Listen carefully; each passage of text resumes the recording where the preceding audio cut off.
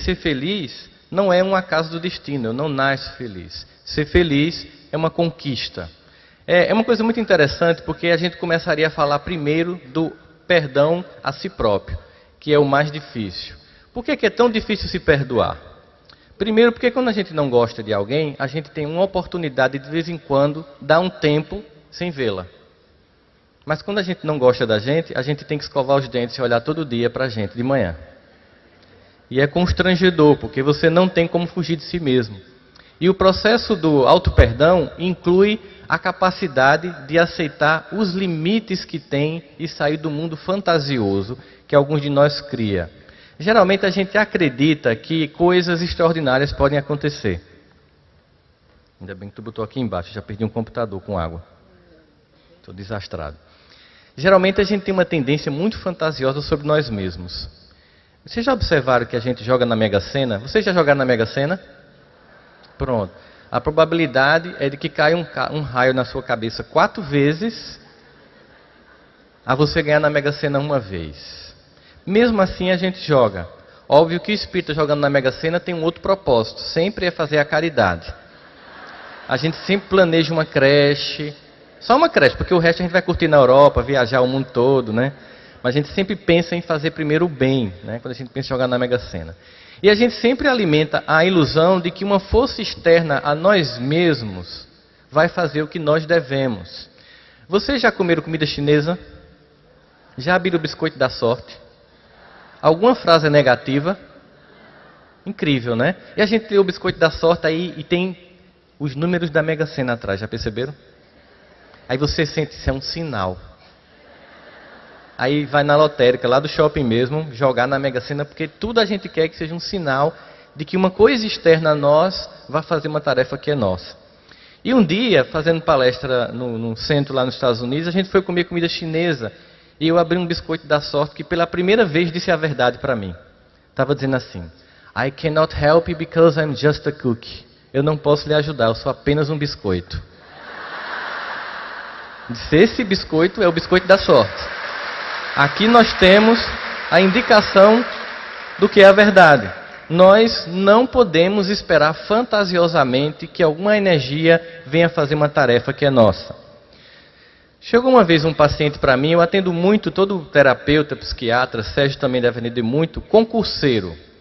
Né? Alguém aqui é concurseiro, está fazendo concurso? Deus os ilumine, rica e profundamente. Porque o concurseiro, ele está num limbo psicológico. Né? Ele está fazendo geralmente um PhD, por hora desocupado. Porque ele nem é profissional, nem é mais estudante. Quando ele senta para estudar, que isso requer tempo, a família acha que ele não está fazendo nada. Aí vai comprar o pão, mas estou estudando, não, você não está fazendo nada.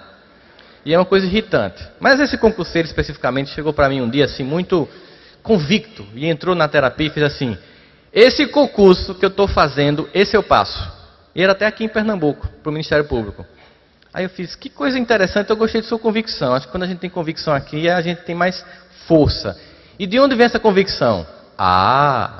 Eu tive uma conversa séria com Deus. E disse que Ele tinha que me dar esse concurso.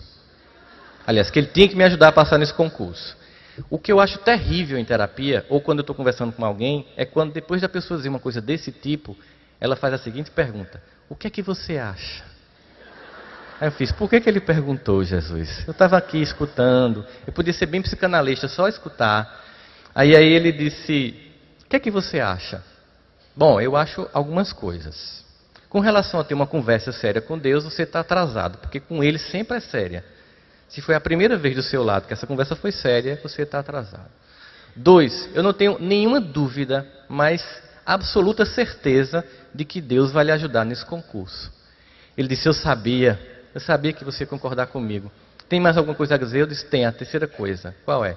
Sendo Deus justo e entendendo justiça como aquele que é igual para todos, Ele vai ajudar todas as outras pessoas que estão fazendo a prova. Logo, quem você acha que vai passar? Quem vai passar? Olha que visão infantil. Quem vai passar sou eu, porque eu tenho um acordo pessoal com Deus. A gente desenvolve um mito de que a gente tem tratamento VIP. Geralmente os espíritas, nós temos essa sensação. Como a gente aqui tem reencarnação, leu as obras de André Luiz, certamente quando desencarnar tem uma sala VIP lá do outro lado. Porque a gente entende como funciona o processo. Pelo que eu andei lendo, a gente tem uma sala VILB. Very Umbral Personal. Porque a gente fica com essa crença de que, conceitualmente, entender como é o mundo pós-vida física nos dá garantia de um futuro melhor, é um equívoco. E aí essa crença infantil de que existe um Deus particular para mim, que ajuda somente a mim mesmo, e para os outros eu tenho uma variação. Eu lembro que eu tinha um amigo, eu comecei muito cedo na comunidade evangélica, durante muitos anos, e ele fazia o seguinte: quando ele estava com raiva de alguém, e ele ia orar por essa pessoa, ele abriu o Velho Testamento. Porque sai assim: os meus inimigos serão esmagados. Jeová passará pela cabeça dos meus inimigos. Quando ele tinha feito alguma coisa errada, a mão dele ia lá para o Novo Testamento. Deus é um Pai de imenso amor e misericórdia. Aí eu disse: você tem uma concepção equivocada sobre o Velho e o Novo Testamento. Você acha que se trata de visões equivocadas de Deus, de que é um Deus e que é outro. Na verdade, se trata aí da evolução conceitual de Deus, de Moisés até Jesus, passando por todos os profetas. Nós percebemos uma evolução conceitual de como o homem se relaciona com Deus e de como ele vive essa espiritualidade. Mas não é isso que você está percebendo, porque você acha que isso há um Deus específico para você. E nós alimentamos a ilusão que alguma coisa mágica vai acontecer. Observe que quando a gente pergunta para uma criança de 3 anos de idade: você quer uma caixa de chocolate agora? Ou você quer 10 caixas de chocolate no final do mês? O que é que ela diz, gente? Por que ela diz agora? Ela não consegue adiar o prazer de agora. Mas a gente ignora isso de uma criança. Afinal, ela é uma criança, ela não consegue equacionar que ela está abrindo mão de um prazer de agora para muito prazer lá na frente. Então, muitas vezes, as pessoas elas ficam infelizes com a vida que escolheram. E incrível é que elas continuam fazendo as mesmas coisas, esperando resultados diferentes. É a coisa mais impressionante. Hoje, por exemplo, é domingo. O que é hoje? Hoje é o passado do seu futuro. Como hoje é o presente do seu passado. Se hoje é o passado do seu futuro, se você não está satisfeito com o seu presente, não tem uma outra alternativa para mudar o futuro que não seja mudando a forma como você conduz o seu presente. Então, se você não está satisfeito com o patamar financeiro, profissional, intelectual, emocional, moral que você alcançou, continuar fazendo as mesmas coisas não vai garantir que nenhuma mudança vá se processar. E um acúmulo de frustrações constantes vai gerar em você uma sensação de vazio e de autopunição. E aí você não vai se perdoar pelas escolhas que fez, mas vai continuar fazendo as mesmas escolhas para daqui a 1 ano você continuar se culpando porque você não se modificou. Então, se hoje é o passado do meu futuro, eu posso entender aquela proposta que Chico Xavier psicografou. Não existe como voltar ao passado para fazer um novo começo, mas a partir de hoje eu posso fazer um novo fim. Significando dizer que se perdoar é olhar para o passado não como culpa, mas olhar para o passado como aprendizado. A forma como eu dou a dimensão, ou eu nomeio o meu passado, determina o meu presente. Se eu nomeio o meu passado como lugar das mágoas e das decepções, eu sou alguém triste e com tendências à depressão. Se eu nomeio o meu passado como lugar da experiência, eu aprendo com o meu passado. Eu passei dos 30, faz um tempão já, não preciso dar detalhes para vocês. E antes dos 30 eu tinha uma música que era a minha música predileta, que eu chamo de A Música da Vítima. Quando eu fui ferido, vi tudo mudar, das verdades que eu sabia, só sobraram restos e eu não esqueci toda aquela paz que eu tinha. A vítima, né? Eu que tinha tudo, estou mudo, estou mudado, à meia-noite, à meia-luz. A vítima. Aí a vida ensina. A vida vem com as suas injunções, as suas variáveis inesperadas. De repente a gente é obrigado a, diante de uma das poucas vitórias que a gente tem na vida, curtir um 7-1 para a Alemanha. Né? Então a vida ela vem mostrando as decepções que ela pode proporcionar, e aí você vai amadurecendo no processo. Depois dos 30 anos eu mudei a minha música predileta. E hoje eu canto: ando devagar, porque já tive pressa, e leve esse sorriso, porque já chorei demais. Olha, observa que lá na frente Almir Sater, de forma poética, e a poesia tem a capacidade de, pela arte, definir conceitos profundos. Cada um de nós constrói a sua própria história e cada ser em si carrega o dom de ser capaz de ser feliz. Nada me é dado, tudo é uma conquista pessoal. E é disso que Jesus vem falar. Quando Ele nos solicita perdão, Ele não está falando do que os outros fazem comigo. Eu não posso fazer nada sobre o que a pessoa vai fazer comigo. Se ela vai me chamar de chato, de feio, de burro, de incompetente, eu não posso fazer nada. Porque simplesmente essas coisas acontecem. O problema não está no que as pessoas dizem comigo ou fazem comigo. O problema vem da reação depois disso. O que é que eu faço depois que isso acontece? É o que a gente chama de teoria 10-90. A teoria do 10-90 na psicologia diz o seguinte: 10% das coisas que acontecem conosco nós simplesmente não podemos evitar. Elas acontecem. Mas o que vem depois é 90%, que é a reação. Vamos pegar uma imagem bem simples para a gente reforçar o conceito na cabeça. Você acorda de manhã, aqui em Recife, toma seu café tranquilo, porque sabe que não vai pegar nenhum trânsito, está relaxado, que você não vai ter problema a começar do estacionamento do seu prédio, né? E você veste sua camisa, sua filha que está ali com 13, 14 anos está passando por um processo de desenvolvimento físico tão rápido que o cérebro não acompanha na imagem corporal. E por causa disso, os adolescentes comumente são estabanados, eles derrubam as coisas, porque o corpo está crescendo numa velocidade que a imagem corporal não acompanha. E ela vai pegar a xícara de café e derruba na sua camisa. Isso é 10%. Ela não fez de propósito, isso acontece. E aí vem a sua reação. Tá doida? Pai, foi sem querer. Aí a mãe vem defendendo. Não grite com a menina não, a culpa é sua. Geralmente não é assim. A culpa é sua. Não educa direito essa menina. E aí você, por causa de uma simples cena de um café que foi derrubado sem querer, já machucou as duas pessoas que você mais ama. E como você já virou, como o Sérgio disse ontem, um dinossauro a essa altura, quase um tiranossauro rex, você já está vociferando. Nesse momento você começa a agredir e aquilo que seria o óbvio, você ir lá, trocar a camisa e ir trabalhar, você vai levá-las na escola e no trabalho. A menina está atrás com um headphone, engolindo choro para não levar mais grito. Sua esposa olha para a paisagem para não ter que olhar para a sua cara. Você chega no trabalho já emocionalmente debilitado e começa a brigar com as pessoas, porque quando você está assim você fica paranoico. Então aquela piada que você sempre levou na maior no trabalho, naquele dia você começa: oxê, que é isso? Se alguém estiver falando no corredor, você acha que é de você, porque você é o centro do universo. À noite, quando você volta, sua filha já está de porta trancada e sua esposa finge que dorme para não olhar para sua cara. E tudo por quê? Porque um café caiu na sua blusa. Ou seja, o problema não foi o fato. O problema é a reação que vem do fato. A questão do perdão não está no evento. A questão do perdão é nas consequências que vêm depois do evento. O que se desenrola.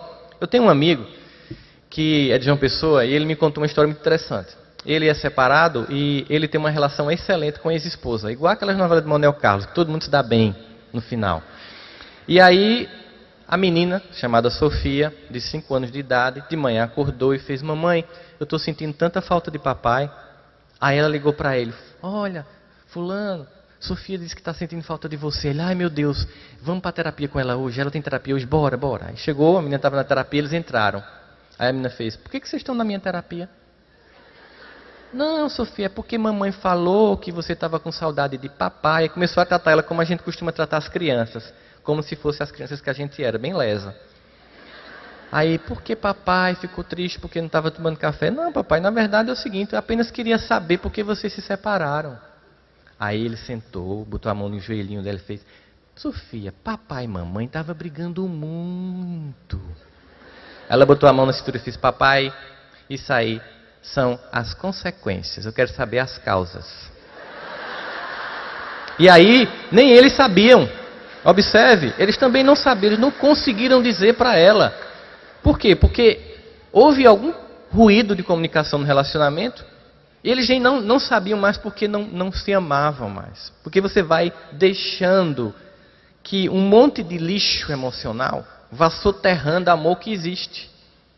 E é muito mais fácil, aspas nesse mais fácil para você, pensar que um casamento em crise, que a melhor solução para um casamento que não está bem é sair do casamento. Como se lá fora tivesse um monte de gente equilibrada ali esperando para casar novamente. As pessoas têm essa ilusão. Não, eu vou sair lá fora, tem uma mulher que não é como essa, ou tem um homem... Esqueça, criatura, fica, tu já conhece. Não vai tocar de problema, não. A gente faz... Sabe o que a gente faz quando a gente faz isso? Às vezes nós estamos num casamento extremamente viável e por infantilidade, imaturidade e preguiça emocional de recuperar, é preguiça, gente. A gente faz um aborto afetivo de uma relação funcional, com consequência para os filhos. E aí vem as mágoas que se desdobram. As pessoas têm tanta vontade de se magoar que elas não começam a perceber que elas estão psicologicamente montadas para o conflito. Chegou uma paciente para mim e fez. Geralmente os pacientes dizem que quando vão fazer terapia comigo para se separar, eu defendo o cônjuge que não está lá. Porque eu sempre digo, você sempre tem que tentar realmente antes de sair, porque você já vai sair tão sequelada de uma relação, que pelo menos a sensação de que fez tudo que você podia, você tem que ter. E ela chegou para mim contando, você defende ele, mas veja como ele é incompetente. A missa terminou. Rossandro, sábado é dia de quê? Eu fiz, sei não, tem um negócio no sábado, mas vocês são todos iguais. Ele disse a mesma coisa. Rossandro, sábado é dia de pizza. Eu disse, tem uma lei municipal aprovada na Câmara, sábado é o dia da pizza. Porque, por exemplo, eu gosto de comida japonesa. Ela, não, ele diz a mesma coisa. Tudo igual. Vocês são homens.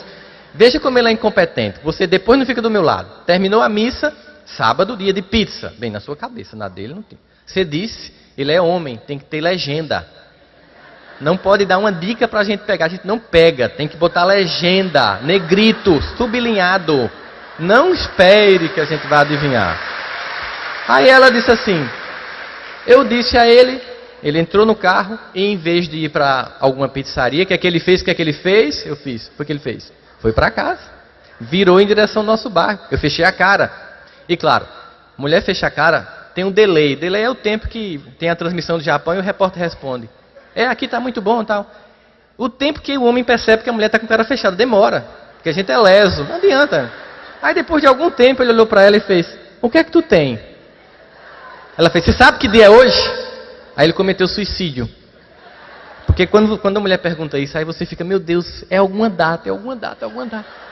Aí, é o nosso aniversário de casamento. Não! Aí foi que ela ficou irritada. Eu queria comer pizza. Aí, pô, então vamos. Não, agora eu não quero mais comer pizza. Vamos para casa, você estraga tudo.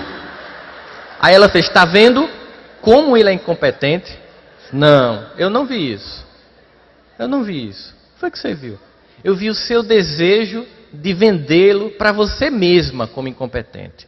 Você criou uma situação para que ele fosse taxado de incompetente.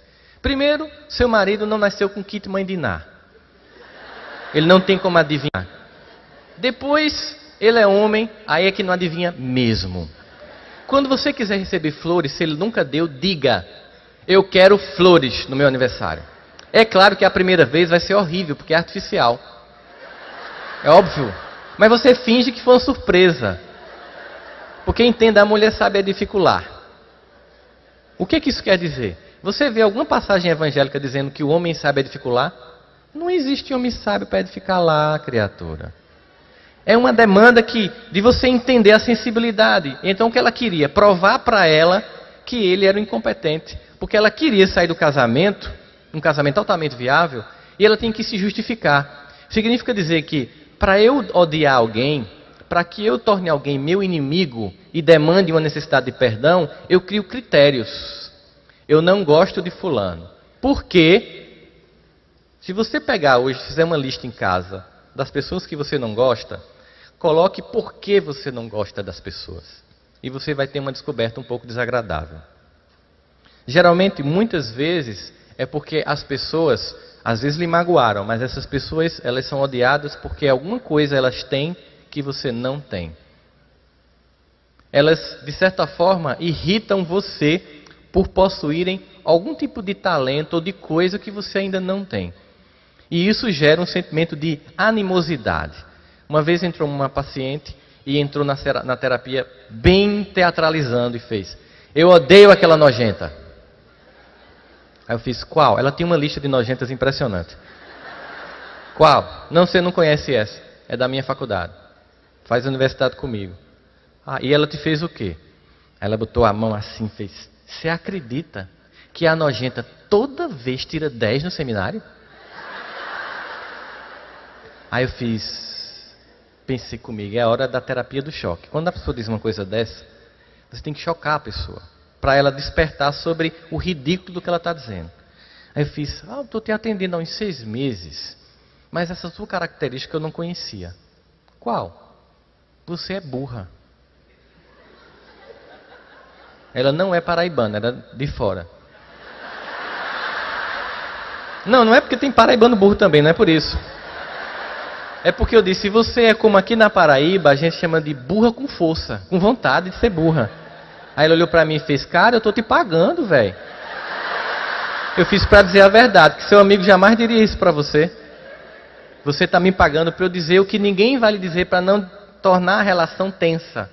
E como eu não tenho desejo nenhum aqui de lhe conquistá-lo, de lhe seduzir, ou de ser seu amiguinho, eu estou aqui para lhe ajudar. Eu estou dizendo que isso é infantil e estúpido. Porque esse é um sentimento infantil. Que sentimento é esse? Inveja.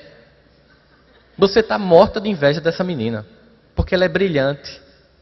Então, perdoar o outro porque é luminoso é difícil. Tem uma amiga minha nos Estados Unidos que ela chegou para mim e fez: nossa, tu sentiu que o pessoal lá no centro espírita está meio tenso assim comigo? Eu disse: porque você é um saco. Ela olhou para mim e disse: por quê? Porque você é bonita, você é inteligente, você é rica e você é evoluída. É um saco uma pessoa assim. Não podia ser uma coisa, depois outra, depois outra, depois outra, não. Aí tu tem tudo isso e quer que o povo não fique irritado contigo, tu é irritante. Ela começou a rir. Disse: você tem que entender que quando André Luiz disse lá no umbral, ele diminuía a luminosidade para conviver com as pessoas. Então, ela chegou e me revelou esse sentimento infantil. Eu disse: você tem que fazer aí um equacionamento, né, de evolução do sentimento, de um sentimento de inveja para o sentimento de cobiça. Ela: e qual é a diferença? Eu disse: olha, inveja é querer que o outro não tenha. Cobiça é também querer ter o que o outro tem. Não tem nada demais. Aí ela: me diga melhor. Por exemplo, inveja. O seu vizinho comprou um carro novo. O invejoso faz: tomara que vire e morra carbonizado, miserável. Isso é inveja. O seu vizinho comprou uma TV de LED de 52 polegadas para ver o Brasil perder de 7-1 da Alemanha. Você ficou desejando que fosse 110 e que no 220 ela... Isso é inveja. Agora, quando seu vizinho troca de carro e você chega perto dele e pergunta: como é que foi? Aí ele diz assim: não, minha esposa está me ajudando, está vendendo Avon, Mary Kay, Boticário, tudo. Eu fiz propaganda de tudo para ninguém ficar com raiva. Aí você chega em casa já com a revistinha e dá para sua esposa. Isso é cobiça. Se seu vizinho pintou a casa de bege e você pintou também, isso é cobiça. Se de noite você pichou, isso é inveja. Então você entende que nesse processo, o invejoso, ele se acha incapaz de conquistar. Então ele tem raiva de quem tem. O cobiçoso não. Ele quer saber como foi para ter também. Que coisa saudável. Porque vai chegar um momento que ele não vai precisar invejar nem cobiçar. Ele simplesmente vai desenvolver um sentimento fundamental para o processo de auto-perdão. Gratidão. Romanos, Paulo manda uma carta para Tessalonicenses, aliás, para os Tessalonicenses, em que ele diz assim: em tudo dai graça, porque esta é a vontade de Jesus para convosco. Em tudo dai graça, até na desgraça. É assim? É nesse nível que a gente pensa da graça? Sim. Porque a desgraça é a leitura que eu faço temporal de um evento que no futuro vai se revelar como muita graça na minha vida. A desgraça é na minha leitura de curto prazo que eu só enxergo a dor. Quando Deus, que naquele momento está me ensinando, está revelando graça. Quando você pega um filho que está na internet, ou brincando, ou no videogame, e desliga e diz, vai estudar, ele considera isso o quê? Uma desgraça. Vocês já devem ter visto aqueles vídeos no WhatsApp que o pessoal manda pra gente, de Eliane entrevistando um menino. O que é que você mais gosta na escola? Ele, nada. Não, vou perguntar de novo. Lá na escola, quando a professora está brincando, nas lições, o que é que você mais gosta? De ir para casa.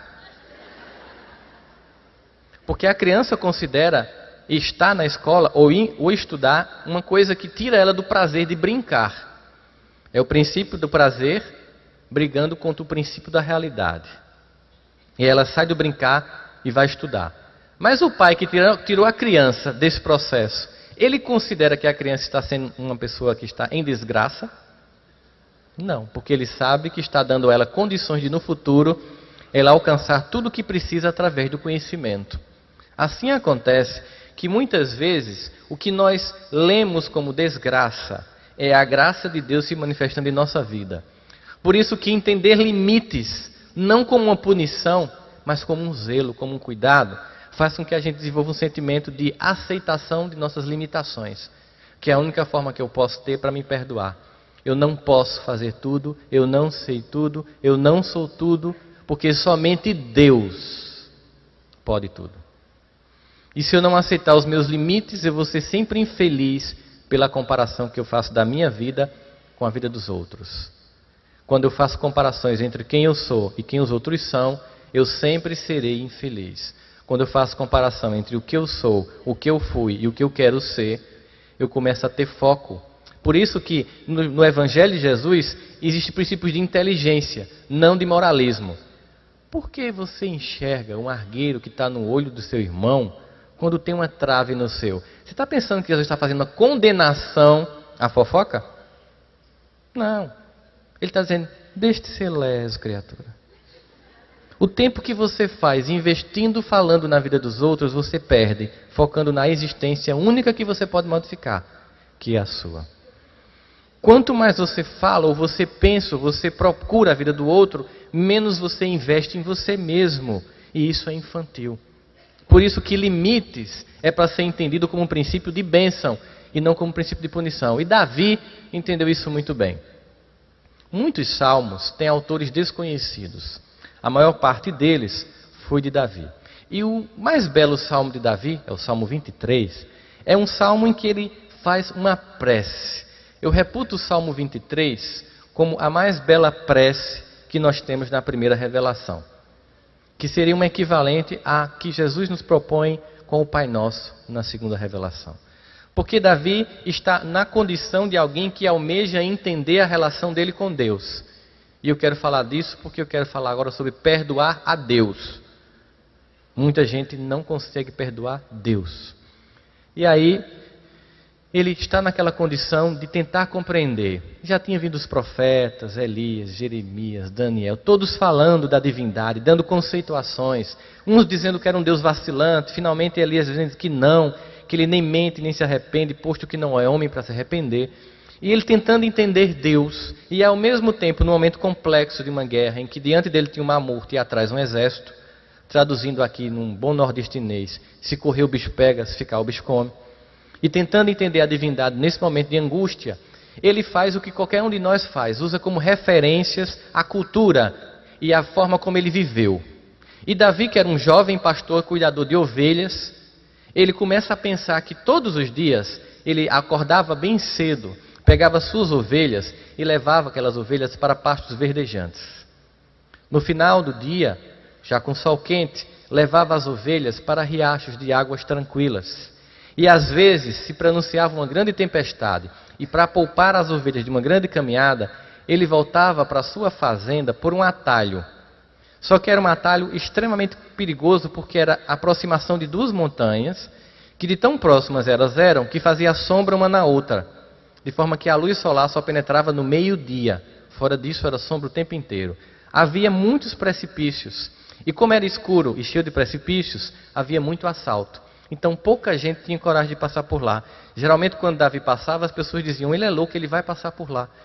Mas ele passava. E havia tanto assassinato, tanto assalto lá, e esse vale que provocava uma sombra entre uma montanha e outra, era conhecido como Vale da Sombra e da Morte. Mas ele passava, porque ele queria poupar as ovelhas.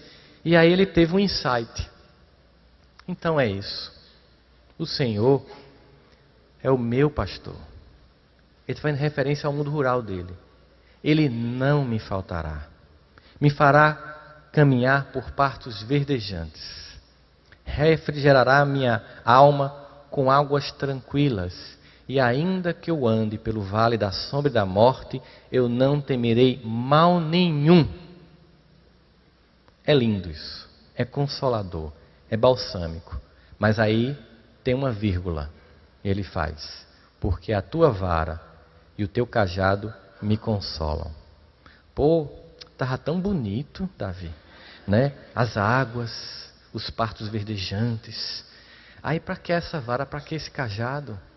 Limites. O que faz um pastor de ovelha quando uma ovelha se desdobra em direção ao precipício para cair? Quando um filho seu está com uma agulha para colocar na tomada 220, você fica de longe dizendo, meu filho, não coloque a tomada, o friso aí. Porque senão você vai ser eletrocutado, vai ser carbonizado, vai desencarnar. Eu vou procurar uma psicografia lá em Uberaba. Não. Você vai desesperadamente puxar a criança. O que ela faz na sequência? Chora. Porque ela se sentiu o quê? Agredida. Mas você acabou de fazer o quê? Salvá-la. Em tudo dai graça. Ela não entende, só depois. Portanto, a vara e o cajado era o que o pastor usa para trazer a ovelha de volta ao bom caminho. E Jesus ainda diz, se uma se perder, deixarei todas as outras e irei buscar essa que está perdida. Todas. E a minha alegria em recuperar essa é maior do que as que ficaram. Porque veja, é resgate. Portanto, quando você experimenta perdão, você conhece o sentimento que ele chega a ser mais venturoso do que o amor. Porque o perdão é o resgate de algo que já foi amor. E que volta a ser amor numa dimensão mais madura. Porque quando eu perdoo, eu não ponho condições para perdoar. Eu perdoo porque eu aceito você como você é. Eu não exijo que você mude. Mas eu sou mais maduro. Observe na infância. Os pais são nossos heróis. É uma relação infantil. Nós temos medo que eles morram. A gente quer dormir junto deles. A gente quer estar sempre perto deles. Quando a gente começa a entrar na adolescência e quer revelar as nossas próprias escolhas, naturalmente nós vemos os pais com seus defeitos. E a gente se decepciona. E a gente se entristece. A gente se conflita. A gente se afasta. E quando a gente tem filho, a gente volta para a condição do pai, saindo da condição do filho, e começa a enxergar o pai e a mãe com os limites, e fica desenvolvendo o seguinte sentimento, um amor maduro.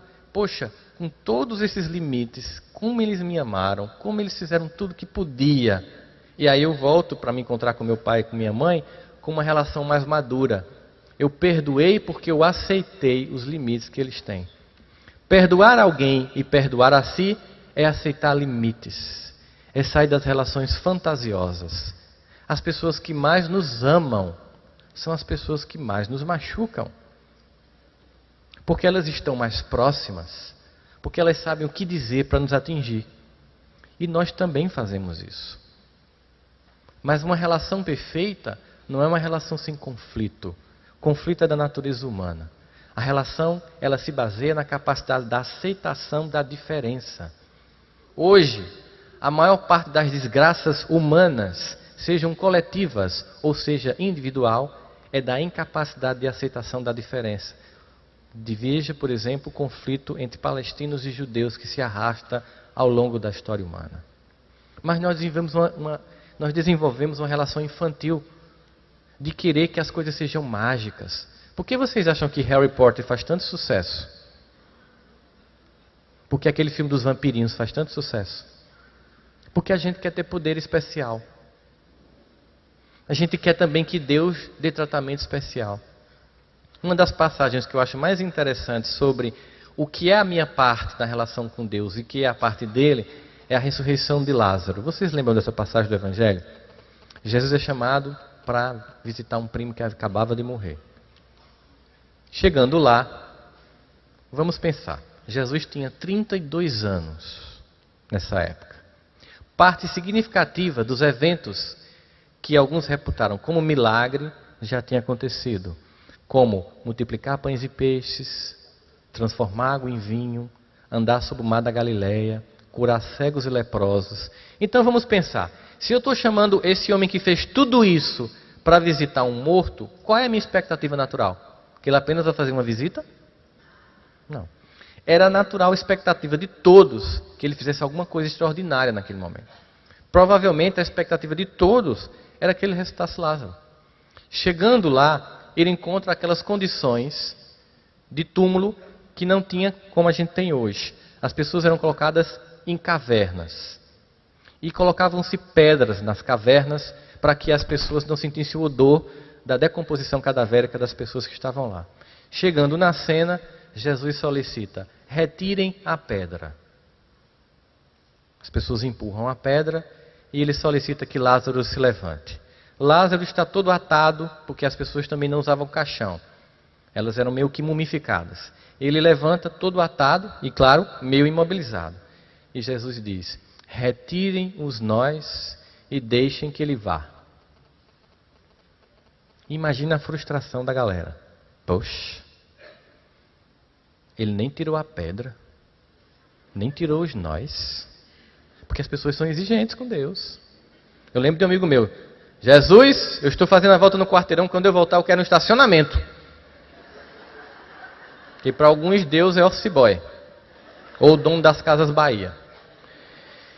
E aí as pessoas se frustram, porque elas queriam algo fantástico, tipo David Copperfield. Sai pedra, desatem-se nós. Eu não vou entrar aqui na discussão sobre se houve ou não ressurreição, porque eu acho que muitos de nós já estudou sobre isso. Mas só para a gente entender. Quem poderia, entre aqueles homens que estavam ali, fazer Lázaro se levantar? Somente Jesus. Quem poderia empurrar a pedra? Qualquer homem que estava ali. Quem poderia desatar os nós? Qualquer homem que estava ali. Quem coloca a pedra no caminho da própria existência? Quem dá nó na vida? Quem tem que tirar? Deus não age onde nós podemos agir. Não age. Jamais. Jamais. Isso é uma relação infantil com Deus. Deus não move uma palha onde o homem tem poder de ação. Veja, você está lá no centro espírita, a pessoa chega e coloca o nome na mediúnica. Estou com muito conflito lá em casa. A espiritualidade superior, com toda a delicadeza, percebe toda a trama que está entre o processo e não revela detalhes, até porque o corpo mediúnico tem seus limites. E tem como sugestão o seguinte: diga ao nosso irmão que nós estamos fazendo preces pelos irmãos que estão lá, que faça mais evangelho no lar. E as pessoas, elas querem soluções mágicas. Aí ela chega na consulta seguinte: o que foi que disseram? Porque elas querem soluções mágicas. Pediu para que você fizesse mais evangelho. Só? Olha que coisa interessante. Olha só. Só isso. Meu irmão, só isso. Fazer evangelho não é ler uma mensagem de Emmanuel e depois o evangelho, fazer um comentário rápido, uma prece e dormir. Fazer evangelho é, olha o verbo, fazer. É concretizar em atitudes aquilo que você lê como mensagem. E é porque você não tem feito isso na sua vida que o caos se estabeleceu. Mas as pessoas querem coisas mágicas. Há 3 dias atrás uma pessoa ligou para mim: você é psicólogo, né? Sou. Você é espírita também, né? Tô. Eu estou ligando para você justamente porque você é um psicólogo espírita. Como é que você faz os trabalhos lá? Aí eu fiz: como assim? Não, porque eu estou com dificuldade no meu casamento, eu queria fazer um trabalho. Eu disse: ah, não, lá eu posso lhe dizer como é que faz um trabalho. Tem como você me adentrar para o telefone? Tem. Faça prece. desenvolva capacidade de perdão. Mas não é isso que eu estou falando, não. Assim, alguma galinha, algum bicho, alguma coisa. Eu disse, é antiecológico matar animais. Eu acho que lhe informaram errado. Porque nós fazemos trabalho no Centro Espírita, que é um trabalho de caridade, de amor, de devotamento, de tentativa de mudança, de aceitar nossos limites. O que a senhora quer é uma solução simples. A senhora quer continuar sendo como a senhora é, quer que ele continue sendo como é, sem se perdoar e que ainda fique juntos. É justamente porque a senhora não tem feito o trabalho que tem que ser feito, e ele também, que o casamento está ruim. Então a senhora quer trabalho? Ame, perdoe e siga a sua vida. Ah, me informaram errado, eu pensei que você fazia trabalho. Aí desligou. As pessoas querem soluções simples. Elas não aceitam os limites e aquilo que é a força de investir sobre si mesmo, para que você construa as soluções para as pontes do perdão. Quando a gente pensa nesse texto evangélico que está aqui no Evangelho de Mateus, no capítulo 5, versículo 25 a 26, quando Jesus diz, reconciliai-vos ou mais depressa. Olha a urgência que ele coloca na condição do perdão. Reconciliai-vos ou mais depressa. E ao final, quando os discípulos perguntam, é preciso perdoar 7 vezes? Ele diz, não, 70 vezes, 7 vezes. Observe que é depois disso que um diz, Pedro, creio, Senhor, mas aumentai minha fé. Que aí vira uma oração católica, né? Creio, Senhor, mas aumentai minha fé. Que é aquela coisa, tá, eu acredito no que você está dizendo, mas para conseguir perdoar 70 vezes, 7 vezes, aquela peste que mora comigo, aumentai minha fé. Veja, é uma condição. Eu aceito a minha condição. Muitas vezes a gente desenvolve esse sentimento infantil porque a gente primeiro confunde a pessoa que erra com o erro. Primeiro conflito. Depois nós julgamos o evento de alguém que nos machuca pelos acontecimentos do momento e não por tudo que se desdobrou para chegar até ali. Porque ninguém se torna alguém que nos machuca do dia para a noite. E ninguém se torna alguém que se machuca do dia para a noite. No processo de perdoar e de auto-perdão, inclui ver todas as variáveis que estavam em cena até aquele momento. Geralmente, uma vez eu estava com um amigo meu que é cirurgião cardíaco. As pessoas reclamam muito que os médicos ganham muito.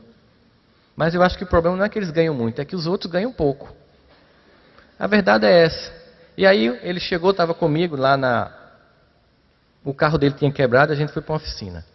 Aí, começando a conversar, o mecânico fez. O senhor faz o quê? Eu sou médico. Faz o quê? Eu sou cirurgião cardíaco. Está vendo, doutor? Eu faço o mesmo que o senhor faz. O problema do seu carro é entupimento.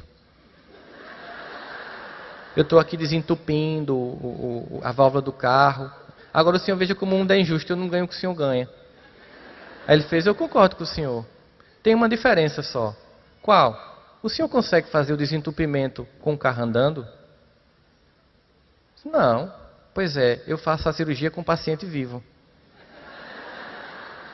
Eu acho que o senhor merece ganhar mais, mas não pense que a gente ganha tanto assim. Se eu lhe disser que eu tenho uma cirurgia dessa pelo SUS, o senhor vai querer ficar desentupindo a válvula do meu carro. Porque é muito comum a gente olhar para o lado do outro e pensar que é mágico. E não ver que houve investimento. Uma vez eu estava com o meu computador travado e eu passei por uma experiência que eu tinha lido na internet sobre o parafuso e o conhecimento. O arquivo não saía, o computador não abria e eu tinha chamado várias pessoas para ajeitar, o voo ia sair e a palestra estava toda nele. E aí me disseram, ligue para fulaninho, ele é muito bom. Fulaninho chegou, ajeitou meu computador, tirou o arquivo, colocou o antivírus, me entregou, passou 15 minutos, me cobrou R$250. Aí eu fiz, caramba, velho. Tu vai cobrar R$250 por 15 minutos de trabalho? Ele disse, eu não passei 15 minutos aqui. Se passou, eu contei de relógio. Teve uma pessoa que passou 2 horas aqui hoje de manhã. Ele fez e resolveu. Disse, não, tomou meu café. Aí eu perguntei assim para ele. Por que você está dizendo que não cobrou 15? Por que não está dizendo que não foi 15 minutos? Porque não foi 15 minutos. Eu estou cobrando esses R$250 são todos os livros de linguagem computacional sacais que eu comprei. Todo final de semana que eu não fui para balada. Todos os ônibus que eu peguei para a Universidade Federal. Para desenvolver uma capacidade de resolver o seu problema em apenas 15 minutos. Eu disse, eu vou te pagar 300. Ele disse, por quê? Porque você conseguiu me explicar a parábola dos trabalhadores da última hora. A parábola dos talentos. Como assim? Aí eu contei. O senhor da vinha estava lá com uma plantação de uva, chamou gente para trabalhar às 7 da manhã, 9 da manhã, meio-dia, 3 da tarde, 5 da tarde, e no final, quando foi pagar, pagou a todo mundo a mesma coisa. E foi uma revolta geral, porque quem trabalhou 1 hora apenas ganhou o mesmo que quem trabalhou quase o dia todo. E Jesus ainda diz, a quem muito tem, tudo será mais acrescentado, e a quem pouco tem, tudo lhe será tirado. E eu achava isso injusto, mas eu entendi o que é que significa isso. Você está cobrando o resultado de todo um conjunto de investimento. Quando a pessoa tem inveja de alguém, ela tem inveja do que a pessoa conquistou, mas nunca do trabalho que ela teve para conquistar aquela coisa. Infelizmente. Quando você lança luz sobre os eventos, você não fica fixado naquilo que aconteceu naquele momento, no que a pessoa conquistou ou na mágoa que ela lhe provocou. Mas você fica focado no que está por trás de tudo aquilo ali. Nós somos espíritas. Ou seja, nós somos reencarnacionistas. O que significa dizer que nenhum evento pode ser reputado para nós como fortuito. Não tem como. Aquela pessoa, ela está num processo de reencontro. Eu lembro quando o Sérgio estava falando ontem dos dinossauros do trânsito, que eu me comportava muito assim. Até que um amigo meu um dia fez, Rossano, tu já parou para pensar que essa pessoa pode estar com desinteria? Eu disse, é mesmo. Realmente. É muito mais fácil imaginar isso. Então, quando alguém passa assim, me dando uma cortada, eu faço, quer papel? Por que eu faço? Eu crio uma coisa cômica para desmontar o valor daquilo para não me impactar. Porque o humor tem essa capacidade. A gente destrói. Então, eu lembro que uma vez chegou um jovem para mim dizendo, eu odeio meu pai. Por quê? Porque ele é muito ranzinza. Tudo ele reclama. Eu falei, você vai fazer o seguinte. Se for depois de uma palestra no Centro Espírita para jovens. Você vai fazer o seguinte. Você assistiu os Smurfs? Assisti. Toda vez que você olhar para o seu pai, você vai lembrar do Smurf ranzinza. E aí ele me encontrou um tempão depois. Disse, rapaz, você não sabe o que aconteceu. Que é, toda vez que meu pai falava comigo, eu ria. Ele, o que foi? O que é que tá achando engraçado? Eu disse, não, pai, eu estou lembrando uma história. E a partir dali, ele olhava para o pai como Smurf ranzinza. E a partir dali, ele começou a criar uma comicidade. E eu disse a ele, seu pai, ele faz isso não para lhe atingir, é a forma dele ser. E quem é assim, gente, sofre. Porque tem 3 tipos de pessoas que qualquer pessoa conversa. E quem faz atendimento clínico vê muito isso. E existem as pessoas que têm problemas. Quando a pessoa chega para mim e diz, por exemplo, que recebeu a notícia de que o câncer se espalhou e o médico diz que tinha 3 meses de vida. Ou quando diz que o filho morreu de um acidente de carro. Ou quando diz que o filho está viciado em crack. Essa pessoa tem problema. Quando a pessoa chega para mim e diz, eu tenho certeza que se eu tivesse um carro melhor, as mulheres me procurariam mais. Essa pessoa pensa que tem problema. Mas a pessoa mais complicada de atender é a pessoa que é o problema. Porque ser ela é o grande problema. E como as pessoas se machucam com gente assim? A gente não quer discordância. Observe, num grupo de estudo espírita, aquela pessoa que mais pergunta, todo mundo acha um saco. Quer que ela saia do centro. A gente quer concordância, quando na verdade o aprendizado vem da discordância. Se você se reúne com um monte de gente que pensa como você, você aprende o quê? Eu digo que é a conversa das lagartixas. É mesmo. É mesmo. O que tu acha? Não existe acréscimo. Aquela pessoa que discorda, ela lhe provoca. Ela lhe coloca em provocação intelectual. Ela provoca em você a capacidade de suportar a discordância e desenvolver a capacidade de tolerar uma pessoa, sendo como ela é, do jeito que as pessoas têm que lhe tolerar como você é. É um processo de crescimento que a gente se nega. Quando a gente olha apenas o evento, é muito fácil ficar com raiva. Quando a gente pensa no conjunto de variáveis que chegou até aquele momento, a gente apenas entende, bom, eu estou me reencontrando para zerar essa questão. Eu não posso repetir agora que eu machuquei, ela me machucou e agora eu vou repetir o processo. Eu vou zerar essa questão. O reconhecimento do que se faz é muito importante. O poder que tem. Quando você reconhece. Você sabe que humildade significa dizer a verdade? Seja que você tenha uma capacidade ou não, você ter humildade. Quando você diz a verdade, você desmonta a pessoa.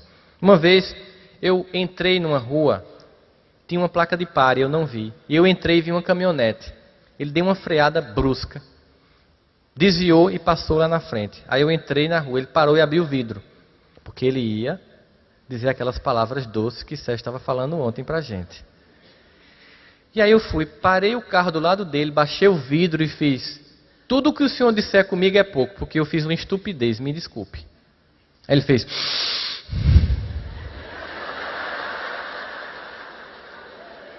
faça mais isso não. Se eu tivesse ido embora, o que ia acontecer com ele? Ele ia atrás de mim. Igual a Sérgio. Ainda bem que eu não moro em Pelotas. Entendeu? Então, se você reage assumindo, sabe o que mais magoa a gente? É o indivíduo fazer e dizer que não fez. O cinismo. Mas quando uma pessoa é assim, você tem que olhar: poxa vida, o que é que eu tenho que aprender com alguém que é assim? Eu tenho que aprender 3 coisas com essa pessoa. Primeiro, alguém que é perigoso, eu tenho que estar atento a ela, porque ela pode me machucar novamente. Depois, eu tenho que continuar prestando atenção para não fazer o que ela faz. E terceiro, eu tenho que estar pronto para recebê-la de coração aberto quando ela vier pedir socorro para que eu ajude. Porque minha tarefa aqui na Terra é ser um instrumento de Deus na vida dos outros. Mas não de alguns, mas na vida de todos. Não dos que eu seleciono, não do meu grupinho de iguais, mas na vida de qualquer pessoa, de qualquer criatura. Esse é o nosso objetivo de estarmos aqui. O que é mágoa? Vamos tentar entender o que é mágoa. A primeira coisa que é importante dizer é que a nossa mente, ela não diferencia o que é ficção de realidade. Para ela, tudo é tomado como realidade. Vocês escutaram o jornal hoje de manhã, do rádio? Eu estava vindo para cá com os meus anjos da guarda, que estão ali, aquele casal belíssimo que está ali. E a gente estava escutando o rádio. E estavam falando da história de uma jovem senhora que o marido é vigilante noturno em Paulista. E de madrugada, ela acordou com um bebezinho recém-nascido, ouvindo um barulho. A casa de telha, sem forro.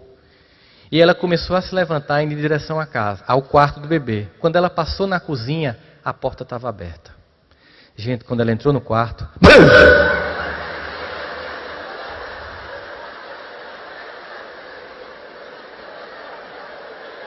Isso foi um teste. Estão acordados? Domingo de manhã, a pessoa tem que despertar, ainda tem a sessão aqui de entrevista, né? Mas entenda, teve um objetivo. Tem um objetivo, para vocês entenderem o que eu vou explicar agora. Por que vocês tiveram medo? Primeiro, a criança está bem, ela não existe. Eu acabei de inventar essa história. Veja só, por que vocês tiveram medo, gente? Porque vocês foram entrando na história que eu comecei a contar. De forma que toda vez que eu penso, eu concretizo. Tudo que eu penso, eu torno realidade para mim. E o que é ressentimento? É sentir de novo. Ressentir. Vamos tentar entender isso. Você pega o metrô de manhã para ir trabalhar. Alguém comeu uma salada que já não deveria ter sido mais comida. E começa naquele movimento do metrô. E você está sentado na frente dela. Porque na encarnação passada, para quem é alienado é assim, né? Eu vomitei em alguém, alguém tem que vomitar em mim. Aí a pessoa vomita em você. 10%. Não é o 10%? 10,90%? Bom, tudo vai acontecer a partir daí. Imagine que você estava com a Tupperware vazia. E você pegou e limpou. Era a única coisa que você tinha à mão. Fechou. Chegou no trabalho e fez: tu não acredita o que aconteceu comigo. Uma louca não vomitou em mim? Olha só. Aí de noite você chega em casa com a Tupperware e vai contar para o seu marido ou para sua esposa o que aconteceu. E sente só. Vai fazer o evangelho. Jesus, me perdoe, Jesus. A semana que passou, ilumina aquela criatura que vomitou em mim. Final do ano. Retrospectiva 2014. Todas as promessas fantasiosas, pular ondinha, colocar semente, para que aconteça alguma coisa na minha vida que não seja de minha responsabilidade. Aí você, lembrando do que aconteceu durante o ano, ainda teve uma louca que vomitou em mim, ó. Como estará o vômito àquela altura? Essa história não é absolutamente ridícula? Pois ressentimento é isso. É guardar o vômito de um acontecimento e ficar cheirando anos a fio. E toda vez que sentir, ter esse medo como se fosse realidade. Por isso que Jesus diz assim: irai-vos, mas não pequeis. Não deixais que o sol se ponha sobre a vossa ira. Ou seja, quando acontece alguma coisa, é natural e humano que você se irrite.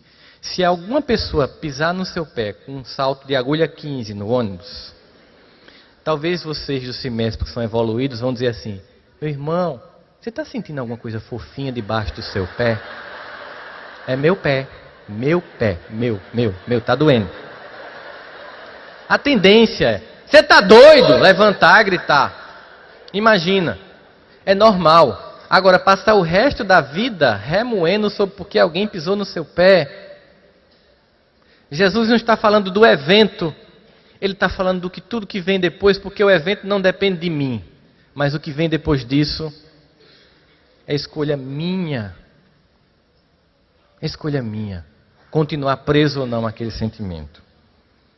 E aí, entre todas essas coisas, eu queria que a gente se concentrasse agora sobre o que não é perdoar.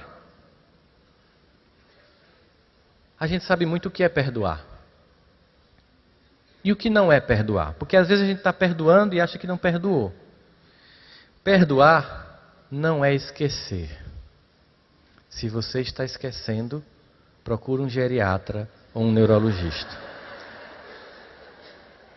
Perdoar é ressignificar o evento. Dar a ele um outro significado.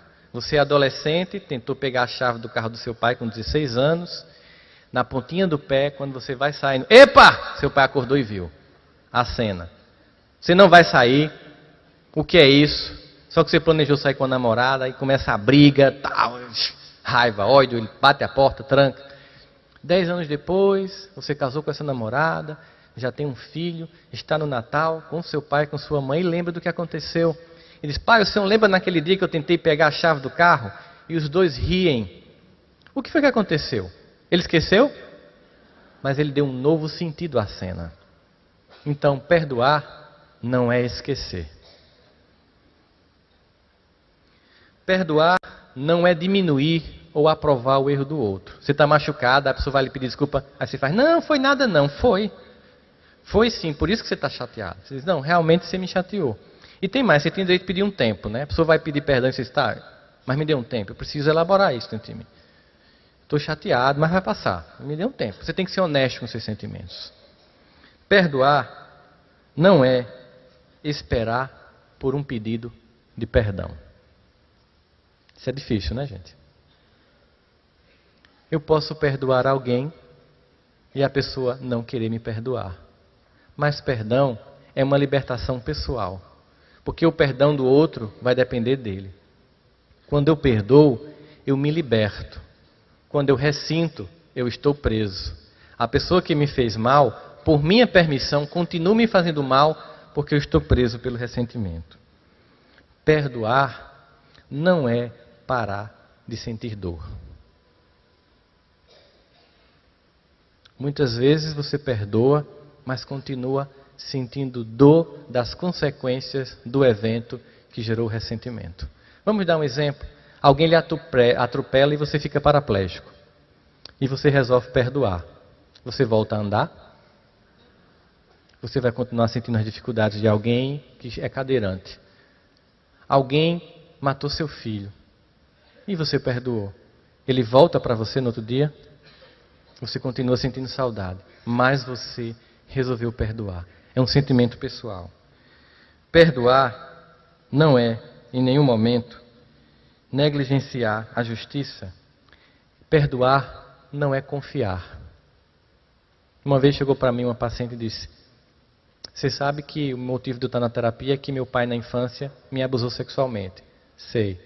Eu estou indo viajar para os Estados Unidos e minha filha de 3 anos, eu posso deixar com meu pai, que eu perdoei ele? Eu disse: não.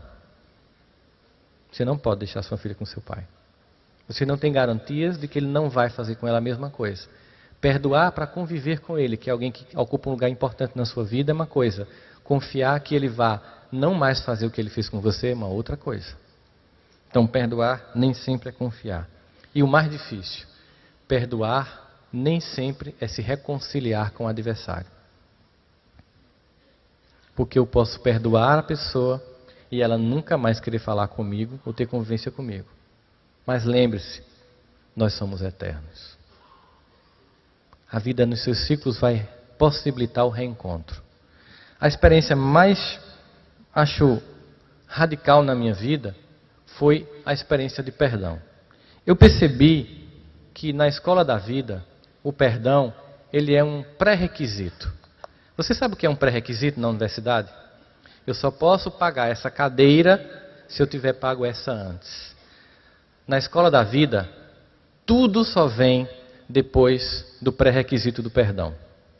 Sem ele, tudo que está para acontecer em investimento espiritual em mim não flui, porque eu bloqueio por não conseguir perdoar. Quando eu conheci a minha atual esposa, e eu conheci ela numa jornada médica espírita lá em Campina Grande. Nós estamos juntos há 13 anos. Quando eu convidei-a para a tarefa aventurosa de casar comigo, porque no primeiro encontro eu derrubei um refrigerante nela, porque eu sou meio... E aí a reação dela foi que determinou que eu casava, porque ela ficou tranquila e disse: não, daqui a pouco eu troco a calça, eu vou casar com ela, porque eu vou derrubar tantas coisas nela que essa é a criatura que eu vou casar. E aí ela disse assim para mim: eu só aceito casar com você se você perdoar seu pai. Eu fiz: perdoar meu pai? Um homem que me fez passar fome, necessidades, que não pagava pensão, que batia na minha mãe, que ele colocava armas na cabeça dela. Ela disse: você não tem como ser pai sem perdoar seu pai. Eu não caso com você se você não perdoar seu pai. Ela disse: está jogando baixo comigo. Como é que eu vou perdoar? Ele morreu. Ela: tenha vergonha, você é espírita. Ele não morreu. Ele continua existindo. Aí eu comecei a fazer um trabalho de resgatar. Como perdoar meu pai, na minha cabeça, de certa forma, era trair a minha mãe, que tinha sido vítima de tudo isso. Então eu tinha que buscar quem era meu pai. Não na visão da minha mãe, naturalmente machucada, mas na visão das pessoas que conviviam com ele. Eu comecei a buscar meu pai através das minhas tias, dos irmãos do segundo casamento do meu pai. Comecei a buscar meu pai através dos amigos dele e fui percebendo uma coisa incrível, como eu era cópia dele. No que tinha de bom, no que tinha de ruim, eu simplesmente não tinha como fugir daquele processo. E no dia do meu casamento, estava lá um banner com a foto do meu pai casando com minha mãe, um banner da minha esposa, do pai da esposa casando com a minha sogra. Estavam meus irmãos do segundo casamento com quem eu nunca tinha falado antes. E eu estava, naquele momento, dando um salto, porque eu estava começando de fato uma vida nova. E tudo se mudou completamente depois daquele momento. A minha vida se divide antes e depois desse perdão. Portanto, também se divide antes e depois de alguém que me possibilitou proporcionar esse perdão, que é minha esposa. E aí eu digo para vocês, porque vocês já devem ter percebido, para quem lê romance espírita, que o negócio para os homens não é muito bom não. As mulheres vão tudo para o plano espiritual superior e a gente vai para o umbral. A mãe de André Luiz, Lívia, né, o resto desce. Então, dá a importância da mulher na nossa vida. Eu sei, meus irmãos, que perdoar não é uma tarefa fácil. Eu sei que dentro de vocês deve existir muitos sentimentos contra vocês mesmos, contra algumas pessoas. Mas o mais fantástico de Deus é a forma incondicional como Ele nos ama. O mais fantástico de Deus é que naquele dia que você faz tudo de errado, mesmo já tendo se prometido não mais errar, você vai para o seu quarto e tem até vergonha de fazer uma prece. E Ele está do seu lado lhe amando, porque não fixa no seu equívoco, mas fixa nas suas possibilidades. Olhar para si com misericórdia, para que você veja não o que você está sendo, mas tudo de venturoso que você vai poder vir a ser. Olhar para quem está do seu lado e lhe machucou, não pelas cenas momentâneas do momento, vai possibilitar o enxergar de todo o amor que vai ser construído. Porque Deus é a promessa da felicidade, da justiça e da paz. Nós somos, e eu acho que esse é o único dogma do Espiritismo. Tem gente que diz que o Espiritismo não tem dogma. Tem um dogma. Nós somos condenados ao amor, à paz e à felicidade. Tudo que nós podemos fazer é infantilmente atrasar isso. Portanto, se reconcilie. Reconstrua pontes por onde você mesmo um dia vai ter que passar. Reconstrua sentimentos. Enxergue todos os acontecimentos da forma mais ampla e mais profunda. Olhe para o outro e para si com doçura e misericórdia. Para que a vida passe a ter sentido. Para que eu não tenha que chegar do outro lado sem poder dizer dever cumprido. Nós voltamos ao proscênio terrestre quantas vezes forem necessárias para amar. Não adianta insistir em que isso não aconteça. E quando esse reencontro acontecer, quando você olhar para aquela pessoa que hoje você tem os piores sentimentos, lembrando que ela é tão amada por Deus quanto você, e que sobre ela Deus investe todo o amor do resgate, e que vai lhe usar como instrumento desse resgate, se permita ser um instrumento luminoso de Deus, na construção das pontes do perdão, para que nós possamos construir a fraternidade. Porque a regeneração do planeta não é um plano político, não é um plano econômico, é a regeneração do único território que nos cabe regenerar, o nosso coração. Que Deus os ilumine, limpa e profundamente todos os dias. Muito obrigado.